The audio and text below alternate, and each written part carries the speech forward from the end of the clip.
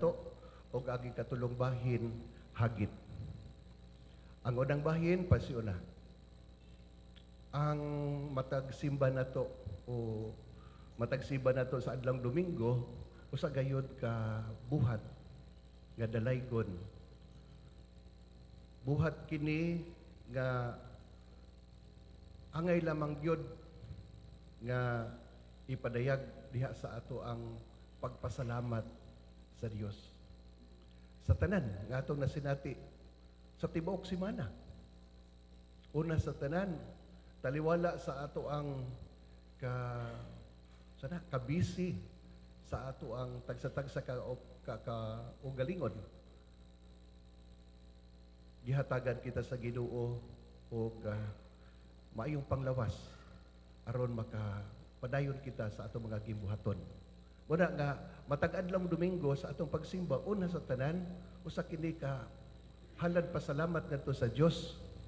Pasalamat kay nakamatapata, no? Pasalamat kay bisan sa kabisi sa ato ang gimbuhaton, kita maayog lawas. Bulahan ta nga di karon sulod sa simbahan, makaingon ta. Kay karong mga panahon na o mga taknaa, daghan tag mga igsuon nga naa sa mga hospital. Naglisod in town sa ilang kahimtang. Tungod kay gitakbuyan sila sa nagkalaing-laing mga balatian. Kita, naa sa sulod sa simbahan. Mapasalamaton, nagapadayong nagasimba, nagadaig sa Diyos. Kami ni Padre Sator karon lang si Manaha, parte yung bisiha. Grabe yun kabisi. Gawa sa mga regular na schedule na mo, daghang mga schedule, mga Thanksgiving masses, no? Sa mga eskwelahan, kay mo naman ang ting tapos karon sa pagtungha. Thanksgiving masses sa mga eskwelahan sa high school o sa elementary. Wala pa ganing matapos, daghan pa ang nagpaabot. Unya doon ay usa ka baccalaureate mass. By the way, ang baccalaureate mass proper lang da sa kolehiyo sa modawat og college bachelor's degree. Muna nga dinhi sa atoa, usa ra gyud ang baccalaureate mass nato, ang SPAMAS ra. Kay mo ra may nay college. The rest, mga Thanksgiving masses nato. Wa pa gani mangayo ang tanang eskwelahan sus kon mangayo pastilan. Pertig yun. Kagahapon lang adlaw, upat ka buok gikasal. Naapay pista, naapay blessing. Mayon na lang gani kay ang mga schedule kagahapon halos kasal lang usa lang ka preparasyon ba. Ug usa ra pod ka disposisyon. Kanang yung magsunod na kanang kasal o diya patay na pod. Kasal pastilan lisura bitaw pag-adjust. Mo na. Usahay mga hotdan ta. Sa amo ng kasinatian isipare. Sayod ko nga, doon na mo'y kaugalingong kasinatian usab. Sa kabisi, uban gani sa inyo ha, dili na kapamahaw. Tungod kay nagdagan-dagan diha sa trabaho. Apan pagtapos sa simana, niya kita, nagkahiusa.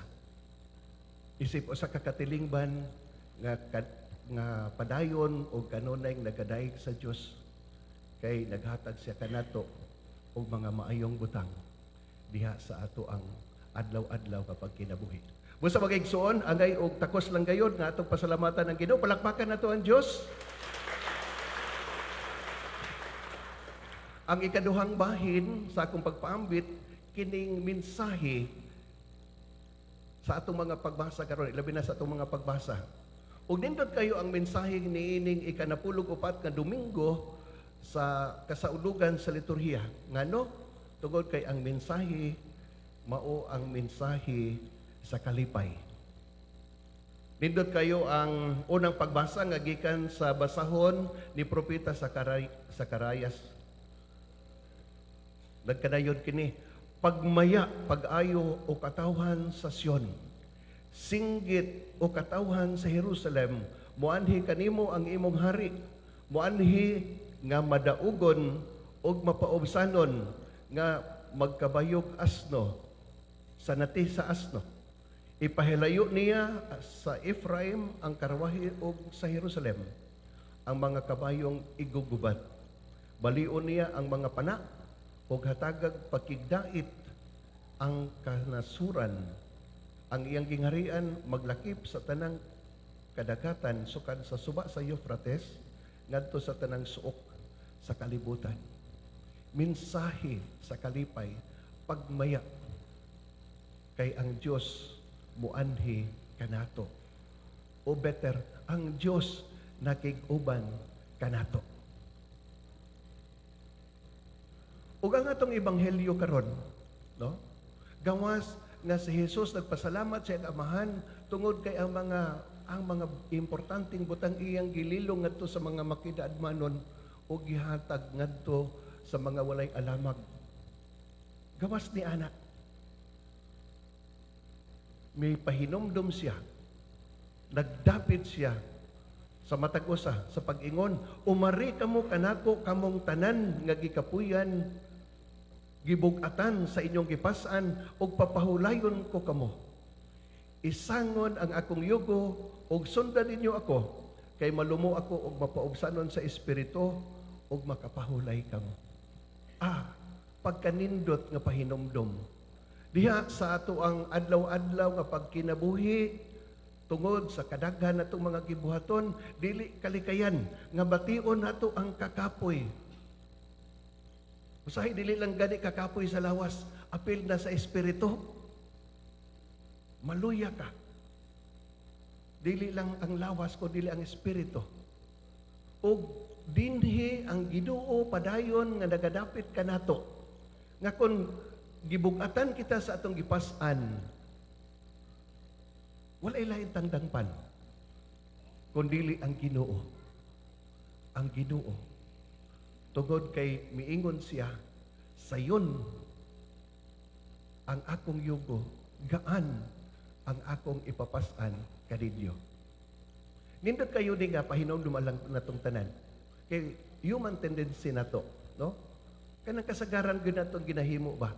Kung doon natin mga soliran, problema sa kinabuhi, pananglitan, kung dili maayo ang relasyon, diha sa pamilya, mag-away, ang bana o ang asawa, tungod sa nagkalaing-laing hinungdan, labi na ni ining atong modernong panahon, social media o uban pa. Daghan ba yung mga pamilya nga nagkabungkag, bisan lang tungod sa cellphone, sa text sa cellphone o uban pa. Dili maayo ang relasyon, bugat ang naas sa sulod sa galaman sa kasing-kasing. Unya, kasagaran nga mahimuon nato isip tao, mudangop ta sa ilimnon nga makahubog. Lahi ang ato ang kuan, lahi ang atong dangpan. Siguro makahinomdom mo makausa, akong gipaambit na kung mag-away gani ang pamilya, unsaon man gud kung mag-away ang pamilya, ang atong pangtawagon ang dili man ingon nato. Inay nga magpakitabang ta sa Dios aron masulbad ang suliran nga giatubang sa pamilya. Inay nga pangayoon nato ang pangama ug panabang sa santos nga banay, ang banay ni Jose, ni Maria ug ni Jesus. Inay nga sila ang atong sampiton, lahi man. Tanawa ko na nga atong mga kasinatian o inyong mga kasinatian, mag-away mo kinsa inyong sampiton. Ayawa. Piste. Diba? So sa matagi kayo nga mag-away ang pamilya, lipay kayo si Satanas, kay gipang tawag ang iyang mga kaabin. Dinhi gipahinomduman kita sa balaang kasulatan. Kung dunay kabugat nga atong gihambin, kung doon na may kabugat nga atong gihambin, wala ilain tang dalangpan, kundili ang Diyos. Kanunay siyang nagdapit ka na to, umari kamo, kamong tanan nga gikapuyan o gibugatan sa inyong gipasan, o papahulayon ko kamo. Diha lamang sa Diyos, maangko nato ang hingpit ug tunhay nga kalidaw, ang hingpit nga kapahulayan. Dili ba ni mensahe sa kalipay? Alang nato? Nga bisan siguro dili kita takos og angay tungod sa atong mga kahuyang o mga kasalanan, apan ang Dios padayon nga nagdapit kanato umari kamo kamong tanan nga gikapuyan ug papahulayon ko kamo. Igo na lamang kitang makapasalamat sa Ginoo tungod sa iyang makanunayon nga pagtaniyag, tungod sa iyang way sukod nga gugma ug kaluoy alang sa matag usa kanato. Igo na lang lamang kitang makapasalamat ni anang way sukod nga gugma ug kaluoy sa Dios.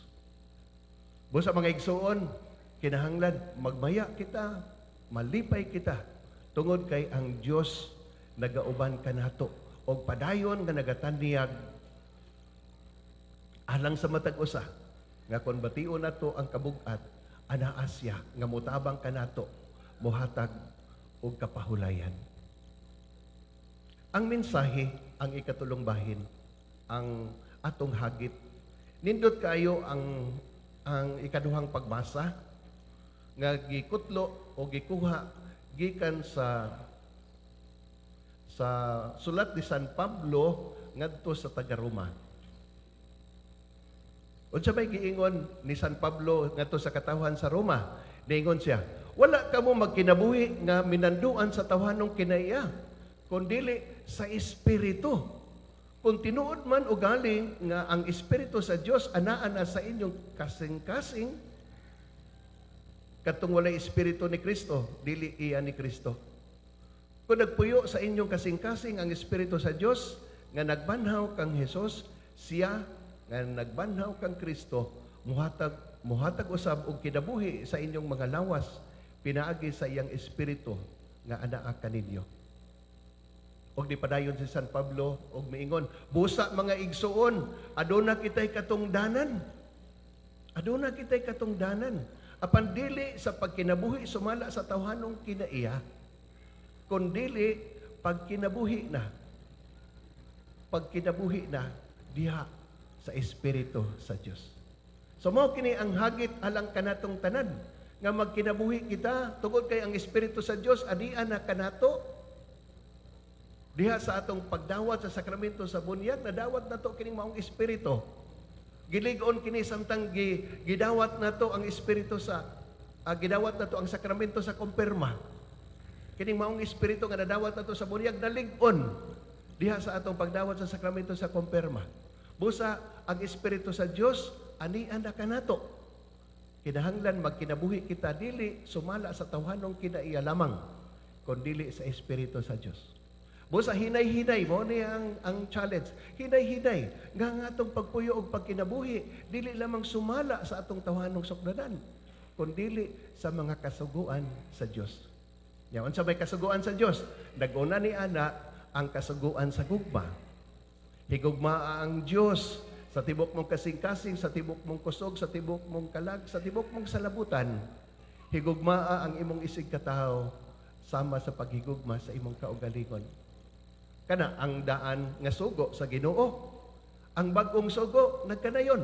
Higugmaa ang imong isig katao sama nga ikaw, kamo, kita gihigugma sa Dios. Ang bagong sugo mao nga higugmao nato dili lang gani ang atong mga higala kundi bisan ang atong mga kaaway.